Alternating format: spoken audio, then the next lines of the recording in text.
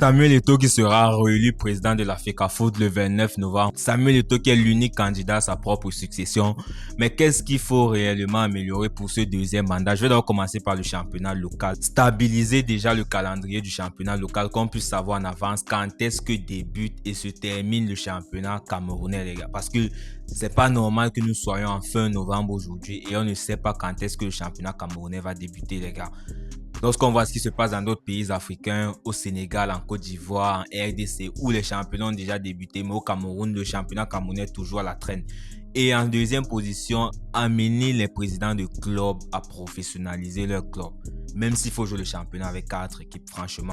Parce qu'on ne peut pas avoir un football camerounais fort sans un championnat local fort. Et ensuite, je vais passer aux sélections nationales. Déjà, le banc de touche des Lions, il faut stabiliser ça. Tout ce qui est assistant et marque, il faut stabiliser. Même s'il faut prendre un nouveau sélectionneur, il faut stabiliser le banc de touche des Lions indomptables. Et ensuite, mettre en place un projet de jeu des U15 jusqu'aux sélections seniors. Et ça, il faut voir ça avec la DTN. Parce que, en réalité, je ne sais pas à quoi nous sert la DTN au Cameroun. Il faut vraiment qu'on mette en place un projet de jeu commun pour toutes les sélections nationales. Et ensuite, la gestion du football jeune, mettre en place un championnat national des U15 jusqu'au U20, U15, U17, U20. Et pourquoi pas faire la retransmission des finales de ces championnats jeunes à la télévision pour promouvoir encore plus ces championnats jeunes-là. Et ensuite, créer des centres de formation, notamment dans les zones reculées, dans les régions reculées, que ce soit l'extrême nord, l'est, le sud, ouest, toutes ces régions-là.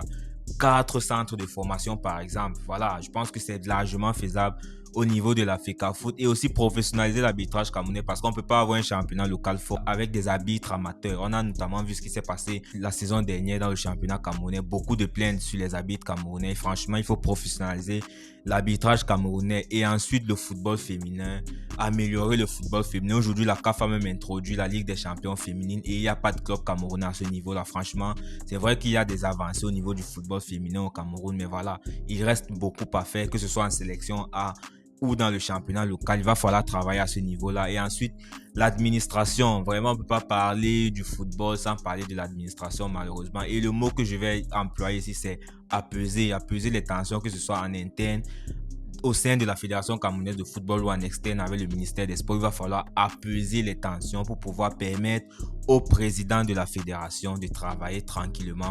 Parce que lors de son premier mandat, il y a eu beaucoup de procès, notamment au niveau du TAS. Et franchement, on aimerait voir un deuxième mandat où on parle plus du travail fait sur le terrain et non du travail fait en dehors du terrain, notamment dans les tribunaux, les gars. Donc, on espère que le président de la fédération va entamer ce deuxième mandat dans de très très bonnes conditions.